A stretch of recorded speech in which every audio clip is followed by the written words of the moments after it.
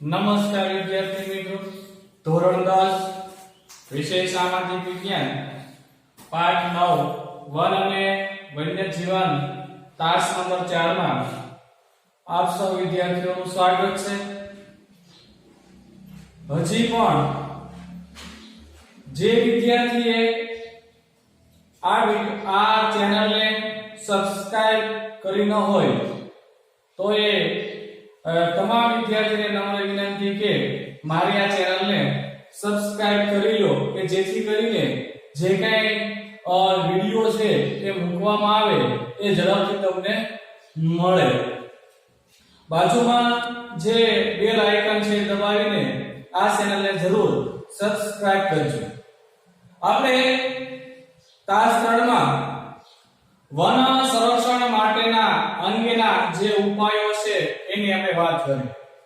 જંગલોના રક્ષણ માટે કયા કયા ઉપાયો હાથ ધરવા જોઈએ એની વાત આપણે તાસ 3 માં કરી। આજે આપણે તાસ 4 માં વૈવિધ્યસભર વન્યજીવની આપણે વાત કરીશું। વૈવિધ્યસભર એટલે કે વિવિધતા વાળું વન્યજીવ કોને કહેશું કે ભાઈ વનમાં રહેતા જીવો એને કહેવાય વન્યજીવો। તો આવું જે કાંઈ વન્યજીવ છે એના વિશે આપણે વિસ્તૃત માહિતી મેળવીએ। તો ભારતમાં આબોહવા અને ભૂપૃષ્ઠની દ્રષ્ટિએ વિવિધતા જોવા મળે છે। તો જે ભારત દેશ છે, ભારત દેશમાં આબોહવા અને ભૂપૃષ્ઠની દ્રષ્ટિએ વિવિધતા જોવા મળે છે। આ ભૌગોલિક વિવિધતાને કારણે જીવજંતુઓ, પશુ પક્ષીઓ અને વનસ્પતિઓમાં પણ વિવિધતા જોવા મળે છે। તો આપણે મુદ્દા વાઇઝ આપણે જોતા જઈએ અને સાથે સાથે આપણે લખતા જઈએ અને સમજતા જઈએ। તો આપણે પહેલો મુદ્દો જોઈએ તો ભારતમાં આબોહવા અને ભૂપૃષ્ઠની દ્રષ્ટિએ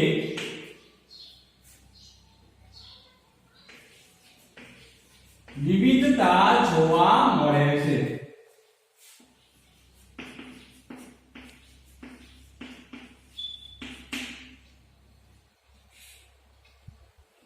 ભૌગોલિક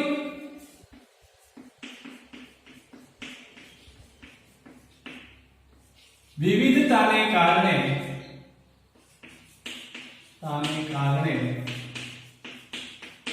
જીવજંતુઓ,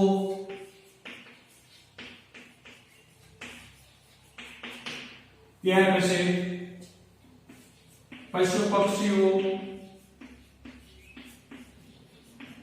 અને વનસ્પતિઓમાં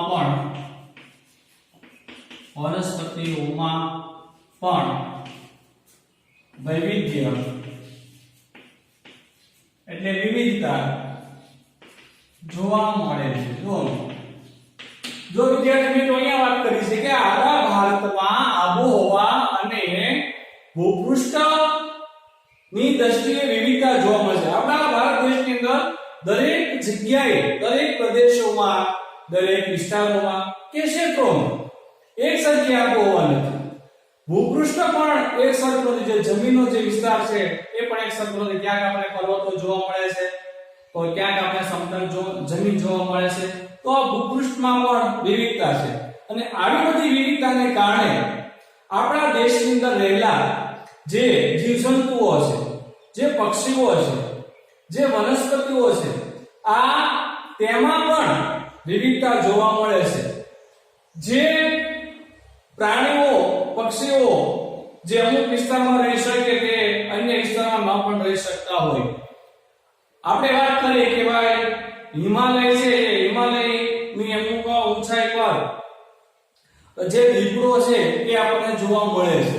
એ સિવાય હિમાલયમાં આવેલા જે શીતવનો છે એ શીતવનોની અંદર પણ અમુક પ્રકારના જે પ્રાણીઓ કે પક્ષીઓ છે એ આપણને જોવા મળે છે। તો આ બધી વિવિધતા જે હિમાલયમાં જોવા મળે એ અન્ય વિસ્તારમાં ન પણ જોવા મળે.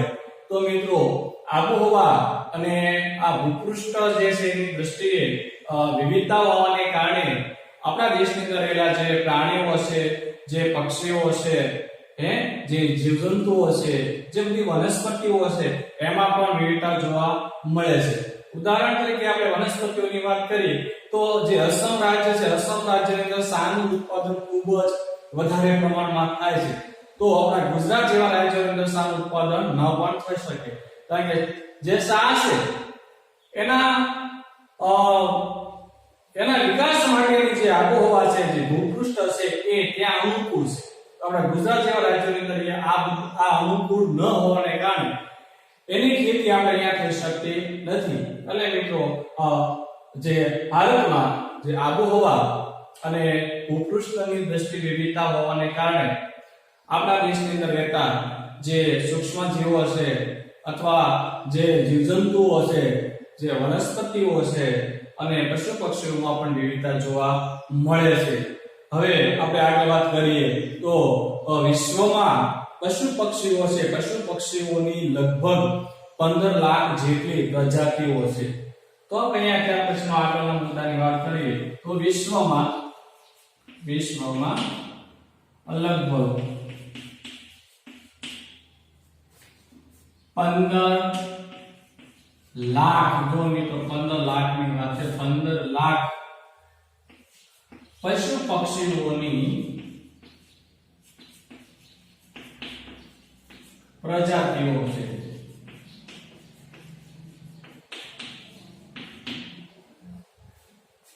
હવે આ સમગ્ર વિશ્વની વાત છે તો સમગ્ર વિશ્વની અંદર 15 લાખ જેટલી જે પશુ અને પક્ષીઓની પ્રજાતિઓ છે. હવે આ પ્રજાતિઓમાંથી આપણા ભારત દેશની અંદર કેટલી પ્રજાતિઓ જોવા મળે છે? તો આપણે વાત કરીએ તો આપણા ભારત દેશની અંદર આ 15 લાખ જે પ્રજાતિઓ છે પશુ પક્ષીઓની, તેમાંથી આપણા જે ભારત દેશ છે, ભારત દેશની અંદર 81251 જેટલી જે પ્રજાતિઓ છે એ પ્રજાતિ આપણા દેશની અંદર જોવા મળે છે. એટલે 81251 જેટલી પ્રજાતિઓ છે એ આપણા ભારત દેશમાં જોવા મળે છે. એટલે કે આપણે ટૂંકમાં લખીએ તો ભારતમાં જોવા મળે છે. આપણા ભારત દેશની અંદર આટલી જે પ્રજાતિઓ છે એ જોવા મળે છે. તો દુનિયામાં આ પશુ પક્ષીઓ છે એ પશુ પક્ષીઓની દ્રષ્ટિએ, પ્રજાતિઓની દ્રષ્ટિએ, બરાબર ને, એટલે કે જે વિવિધતા છે, જૈવ વૈવિધ્યની દ્રષ્ટિએ જોવા જઈએ તો ભારત છે એ લગભગ સમગ્ર વિશ્વની અંદર 12મા સ્થાને છે. કેટલામા સ્થાને છે? 12મા સ્થાને. તો આપણે વાત કરીએ આજે જીવોની અંદર જે વિવિધતા જોવા મળે છે, જે વૈવિધ્યની દ્રષ્ટિએ, તેની દ્રષ્ટિએ જોવા જઈએ તો વિશ્વમાં કેટલામા સ્થાને આવે છે? તો કે 12મા સ્થાને. 12મું સ્થાન ધરાવે છે. માત્ર 12મું સ્થાન ધરાવે છે. તો જે વિવિધની દ્રષ્ટિએ જોવા જઈએ તો સમગ્ર વિશ્વમાં ભારત છે 12મા સ્થાને છે. હવે ભારતમાં એશિયા, યુરોપ અને આફ્રિકા આ જે દેશો છે, આ દેશોના કેટલાક જે જીવો છે, જે વન્ય જીવો છે એ આપણા દેશની અંદર જોવા મળે છે. તો આપણે ત્યાર પછીનો જે છે એ એક નવો મુદ્દો લખશું કે ભારતમાં એશિયા, યુરોપ અને આફ્રિકા આ ત્રણેય પ્રકારના જે વન્યજીવો છે, વન્યજીવો જોવા મળે છે. તો આપણે લખશું કે ભારતમાં એશિયા, ત્યાર પછી યુરોપ અને આફ્રિકા આ ત્રણેયના વન્યજીવો જોવા મળે છે. તો આ મુદ્દામાં વાત કરી છે કે ભારતની અંદર જે એશિયા દેશ છે, બરાબર, એશિયા આમ તો ખંડ પણ કહી શકાય, આપણે એશિયા ખંડ પણ કહી શકાય. યુરોપ ખંડ જે 7 ખંડો છે, 7 ખંડોમાંના 3 ખંડોની પણ અહીંયા વાત કરી છે. ત્યાર પછી આફ્રિકા જે ખંડો છે, તો આ ત્રણેયના જે વન્યજીવો છે એ વન્યજીવો પણ આપણા દેશની અંદર જોવા મળે છે. તો કે એશિયા જે ખંડ છે, બરાબર, તો એ એશિયામાં જે જોવા મળતા જે વન્યજીવો છે એ વન્યજીવો ભારતમાં ક્યાં ક્યાં છે? તો આપણે વાત કરીએ તો કે જે આપણે એશિયાની વાત કરીએ કે જે એશિયા છે એ એશિયાના પણ આપણે એવું લખીએ કે ભાઈ એશિયા ખંડ ખરો, એશિયાનું પણ કયું એશિયા? તો દક્ષિણ પૂર્વ એશિયા લખશું આપણે.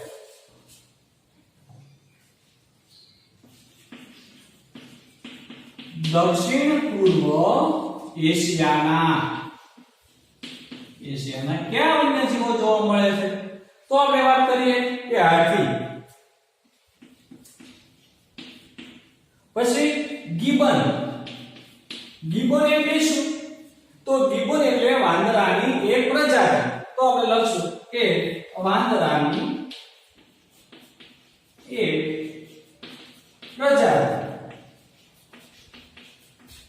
વાંદરાઓની ઘણી બધી જાતિઓ છે, પ્રજાતિઓ છે, એમાં એક પ્રજાતિ એટલે ગિબન. ત્યાર પછી આપણે વાત કરીએ યુરોપની વાત કરીએ તો જે એશિયા છે એ દક્ષિણ પૂર્વ જે એશિયા છે એ એશિયાના હાથી અને ગિબન આવા જે વન્યજીવો છે એ આપણા દેશની અંદર જોવા મળે છે. હવે આપણે વાત કરીએ તો કે ભાઈ યુરોપીય જે વરુણ છે, ત્યાર પછી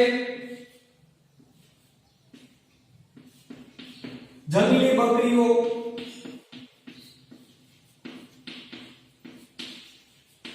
અને કાશ્મીરી મૃગ. આવા જે વન્યજીવો છે એ પણ આપણા દેશની અંદર જોવા મળે છે, જે યુરોપીય વન્યજીવો છે. ક્યાં તો કે વરુણ, જંગલી બકરીઓ અને કાશ્મીરી મૃગ. તો આપણે આફ્રિકાની વાત કરીએ તો આફ્રિકા જે છે, આફ્રિકાના કયા વન્યજીવો એવા છે કે જે આપણા દેશની અંદર જોવા મળે છે, આપણા ભારત દેશમાં જોવા મળે છે? તો આપણે વાત કરીએ કે ઝરખ અને શિકાર વગેરે. તો આફ્રિકાના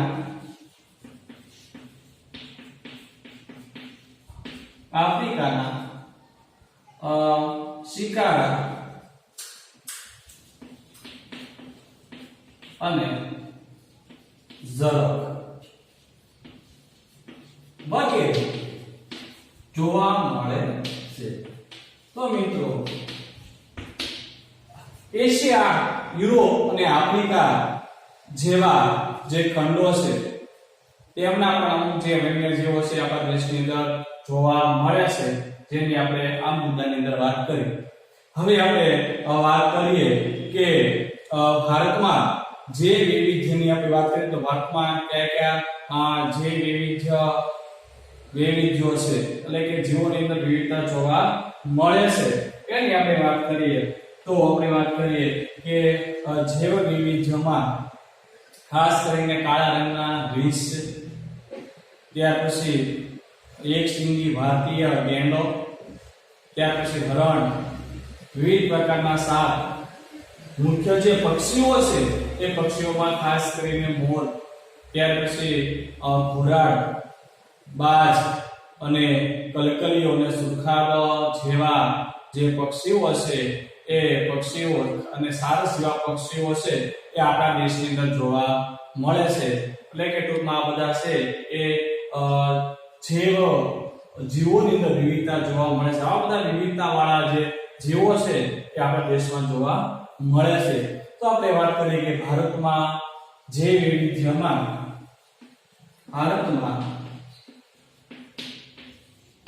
જે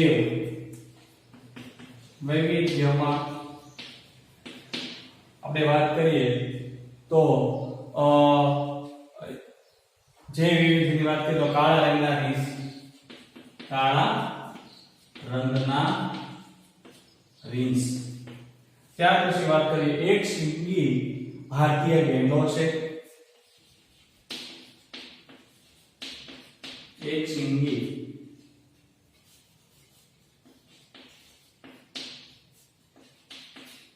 ભારતીય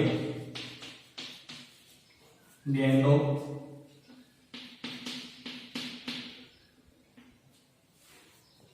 ત્યાર પછી વાત કરીએ આપણે તો હરણ.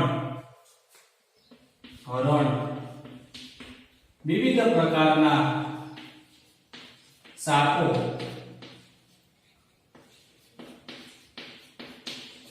સાપો બરોબર, એટલે કે સાપ આપણે કે વિવિધ પ્રકારના જે સાપ છે, સાપ એ જોવા મળે છે.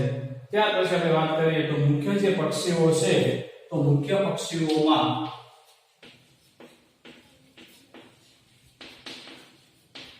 મોર,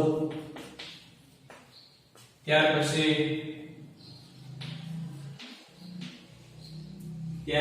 સુરખાબ,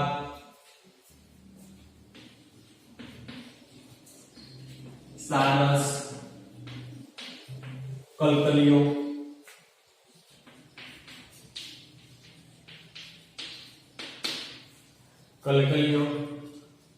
વગેરે જેવા બાજ છે, ઘોરાડ છે, બરાબર ને? આ બધા મુખ્ય પક્ષીઓ છે. બાજ, ઘોરાડ વગેરે પક્ષીઓ જોવા મળે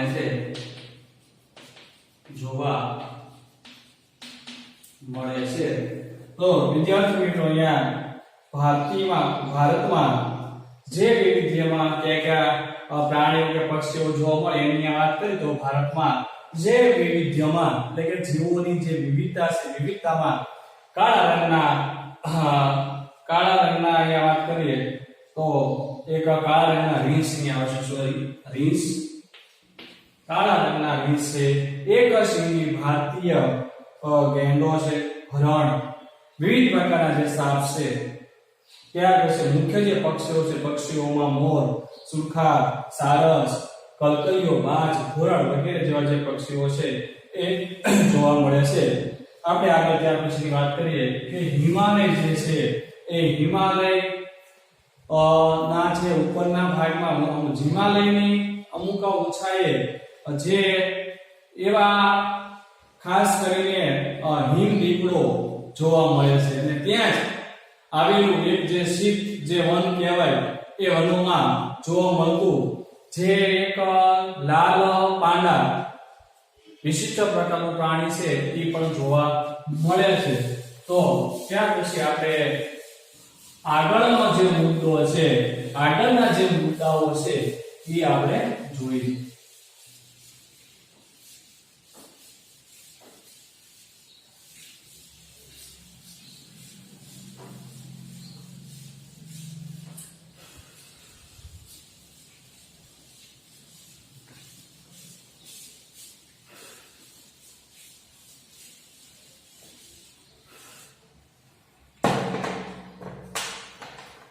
તો આપણે ત્યાર પછીનો જે મુદ્દો છે એ આપણે જોઈએ.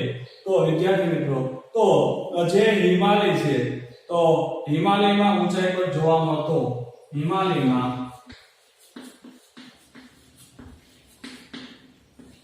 ઊંચાઈ પર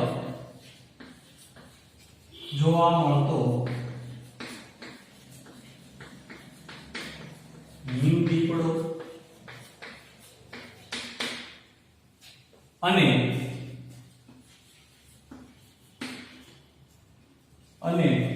તે જ ત્યાં શીતવનોમાં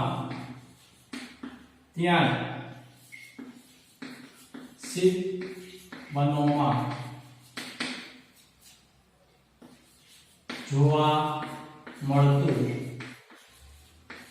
લાલ પાંડા એક વિશિષ્ટ પ્રકારનું પ્રાણી છે. વિશિષ્ટ પ્રકારનું પ્રાણી છે. તો અહીંયા વાત કરી છે કે હિમાલયમાં ઊંચાઈ પર જોવા મળતો હિમ દીપડો. હિમાલયની જે ઊંચાઈ છે, ઊંચાઈ પર અમુક વિસ્તારમાં હિમ જે દીપડો છે જોવા મળે છે. ત્યાર પછી તે જ વિસ્તારમાં આવેલું જે શીતવન છે, એ શીતવનમાં એક લાલ પાંડા, એક જે પ્રાણી લાલ પાંડા જે છે, એક વિશિષ્ટ પ્રકારનું જે પ્રાણી છે એ જોવા મળે છે. તો મિત્રો જે લાલ પાંડા છે એની વાત કરી કે આપણને જોવા મળે છે, તો આપણે વાત કરીએ કે ભાઈ હિમાલય, બરાબર, પૂર્વ હિમાલયમાં આ પ્રકારનું એક વિશિષ્ટ જે પ્રાણી છે એટલે કે જે લાલ પાંડા છે જોવા મળે છે. એના ખોરાકની વાત કરીએ તો લાલ પાંડા છે એ ખોરાક તરીકે વાંસની જે કુપળો છે, વાંસ, તો તમે વાંસ નું નામ તમે સાંભળ્યું છે. તો વાંસની જે કુપળો છે, કુપળો એટલે કે જે નાના જે પાંદડા છે એ ફૂટે એ આપણે કુપળો કહેવાય, તો એ કુપળો છે. ત્યાર પછી નાના પક્ષીઓ અને જે જંતુઓ છે, જીવજંતુઓ છે, તેમને પણ ખાય છે. ત્યાર પછી ઈંડા, આ એનો ખોરાક છે. પણ આ જે લાલ પાંડા છે જે એક પ્રકારનું વિશિષ્ટ પ્રાણી છે, એની વાત કરીએ કે એના ખોરાકની વાત કરીએ તો આ જે પ્રાણી છે એ દિવસ દરમિયાન એ ઓછું સક્રિય રહે છે. દિવસ દરમિયાન ઓછું સક્રિય રહે છે એટલે એનો કયો થાય છે કે આ જે પ્રાણી છે દિવસ દરમિયાન ઓછું સક્રિય રહે છે. તો એનો અર્થ એવો થાય કે તો એ આ જે પ્રાણી છે એ રાત્રિના સમયે વધારે સક્રિય રહેતું હશે. તો આ જે લાલ પાંડા છે એ હિમાલયમાં તો જોવા મળશે, પૂર્વ હિમાલયમાં તો જોવા મળે છે, અથવા તો આપણા ભારત દેશની અંદર આવેલો જે હિમાલય જેમાં જોવા મળે છે. તો એ સિવાય બીજા કયા કયા દેશોમાં જોવા મળે છે? તો ભારત સિવાય આપણે વાત કરીએ, અહીંયા આપણે મુદ્દો નહીં લખીએ, પણ આપણે યાદ કરીએ કે એમને સમજી લઈએ કે લાલ પાંડા છે ભારત સિવાય ચીન, નેપાળ, ભૂતાન અને મ્યાનમાર જેવા જે દેશો છે, દેશોમાં પણ જોવા મળે છે. જો મિત્રો આપણે તમને એક લાલ પાંડાની એક સમજ આપી છે, એ આપણે આની અંદર એનો ઉલ્લેખ કરવાનો નથી. આ જે સમજણ આપી છે તમારી જાણકારી માટે આપી છે, એટલે એનો તમારે ઉલ્લેખ છે આમાં કઈ કરવાનો છે નહીં. હવે આપણે જે આગળ વાત કરીએ તો દુનિયામાં વર્તમાન સમયમાં ભારત એક એવો દેશ છે કે જ્યાં સિંહ અને જે વાઘ છે એ વાઘ કુદરતી આવાસમાં રહે છે. જો અહીંયા સમગ્ર વિશ્વની અંદર વાત કરીએ કે સમગ્ર વિશ્વમાં ભારત એક જ એવો દેશ છે કે જ્યાં સિંહ અને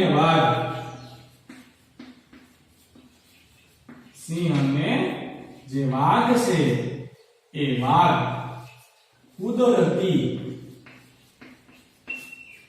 આવાસમાં વસવાટ કરે છે. એટલે કે મુક્ત રીતે રહેશે, એને મુક્ત રીતે રહેવા દેવામાં આવશે. ઉદાહરણ તરીકે વાત કરીએ તો ગુજરાતની અંદર જે ગીરનું જે અભયારણ્ય છે ત્યાં જે સિંહ છે એ કુદરતી આવાસમાં જ રહેશે, બરોબર, કુદરતી રીતે વસવાટ કરે છે. તો આ સમગ્ર વિશ્વની અંદર ભારત એક જ એવો દેશ છે કે જ્યાં આ બંને જે પ્રાણીઓ છે સિંહ અને વાઘ છે કુદરતી આવાસમાં એ વસવાટ કરે છે, અથવા કુદરતી આવાસમાં રહે છે. આગળ આપણે વાત કરીએ તો શિયાળા દરમિયાન જ્યારે શિયાળાની જે ઋતુ છે શરૂ થાય છે ત્યારે આપણા દેશની અંદર તમે સૌ જાણો છો કે વિદેશી જે પક્ષીઓ છે એ વિદેશી પક્ષીઓ આપણા દેશની અંદર આવે છે. તો આપણા દેશના એવા કયા સ્થળોએ આ વિદેશી પક્ષીઓ આવે છે? તો આપણે વાત કરીએ કે શિયાળા દરમિયાન ખાસ કરીને રાજસ્થાનમાં આવેલું જે કેવલાદેવ જે રાષ્ટ્રીય ઉદ્યાન છે એ રાષ્ટ્રીય ઉદ્યાનમાં, ત્યાર પછી આપણે વાત કરીએ ભરતપુર અને ગુજરાતનું જે નળ સરોવર છે એ નળ સરોવરમાં શિયાળા દરમિયાન આ બધા જે યાયાવર પક્ષીઓ આપણે કહીશું, યાયાવર પક્ષી એટલે યાયાવર એટલે કે રખડતા ભટકતા, બરાબર, આવા જે પક્ષીઓ છે એ આવે છે. તો આપણે લખીએ ત્યાર પછીનો આપણે આગળનો મુદ્દો જોઈએ તો કે શિયાળા દરમિયાન રાજસ્થાનમાં શિયાળા દરમિયાન રાજસ્થાનમાં આવેલું એક રાષ્ટ્રીય ઉદ્યાન જેનું નામ છે કેવલાદેવ અભયારણ્ય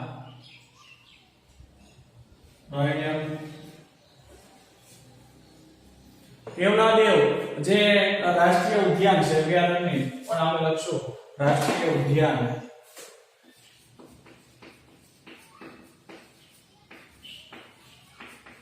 કેવલાદેવ રાષ્ટ્રીય ઉદ્યાન ત્યાર પછી ભરતપુર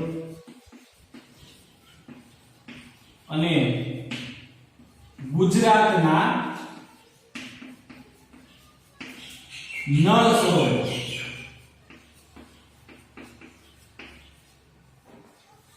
આ બધા જળ પલ્લાવી ક્ષેત્રો છે તો આ જેવા જળ પલ્લાવી ક્ષેત્રોમાં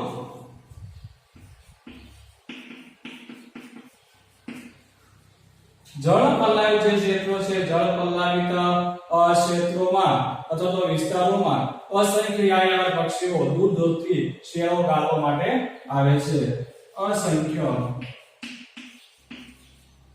યાયાવર પક્ષીઓ શિયાળો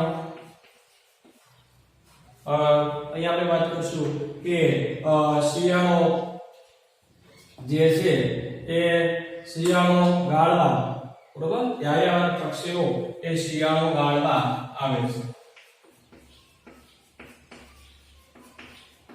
શિયાળો ગાળવા એટલે વિદ્યાર્થી મિત્રો કે શિયાળાની જે ઋતુ છે એ ઋતુ પૂરી થાય ત્યાં સુધી એ આપણા દેશની અંદર આ પક્ષીઓ રહે છે જેઓ શિયાળો પૂરો થતા ઉનાળાની જે ઋતુ ચાલુ થાય ત્યારે આ બધા જે પક્ષીઓ છે એ પાછા પોતાના દેશમાં વયા રહે છે તો આપણે આ મુદ્દાને સમજી લઈએ કે શિયાળા દરમિયાનની વાત કરી છે જો બીજી કોઈ ઋતુની વાત કરી નથી તો શિયાળા દરમિયાન રાજસ્થાનમાં કેવલાદેવ જે રાષ્ટ્રીય ઉદ્યાન છે ત્યાર પછી ભરતપુર અને ગુજરાતના નળ સરોવર જેવા જળ પલ્લાવિત ક્ષેત્રોની વાત કરી છે કેવા ક્ષેત્રો જળ પલ્લાવિત ક્ષેત્રો જળ પલ્લાવિત ક્ષેત્રો એટલે કે એક કુદરતી પ્રાકૃતિક એકમ જેને આપણે જળ પલ્લાવિત ક્ષેત્ર એટલે કે એક પ્રાકૃતિક એકમ કુદરતી રીતે તેનું સર્જન થયું ચારે બાજુથી જે નદીઓ છે શાખા નદીઓ છે એ શાખા નદીઓ દ્વારા આ જે જળ પલ્લાવિત જે ક્ષેત્ર છે એ તૈયાર થયું ટૂંકમાં એક સરોવર જેવું કે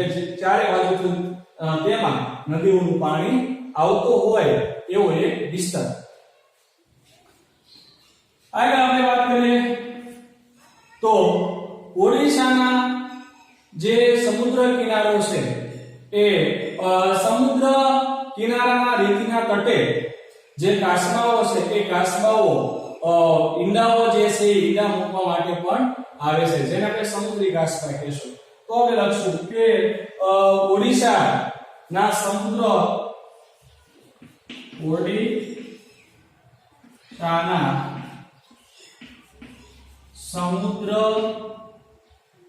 સમુદ્રમાંથી અથવા તો સમુદ્ર કિનારાના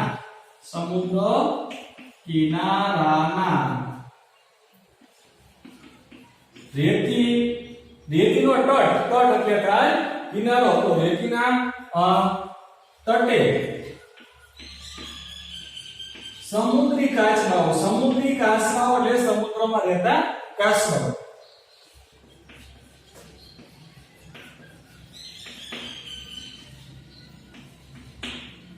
ઈંડા મૂકવા માટે આવે છે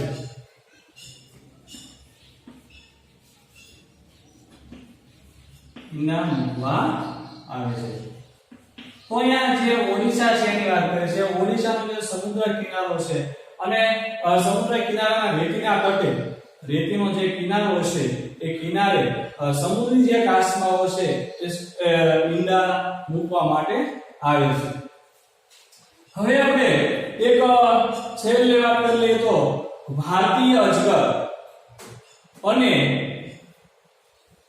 વિવિધ પ્રકારના સાપ અહીંયા આપણે લખીએ કે ભારતીય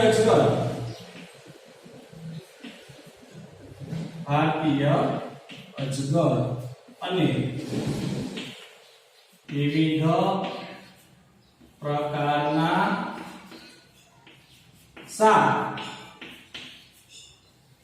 તથા દક્ષિણના ગીચ વર્ષા જે હોય છે વર્ષાવનોમાં રાજનાગ જોવા મળે છે તથા દક્ષિણના વર્ષાવનોમાં રાજનાગ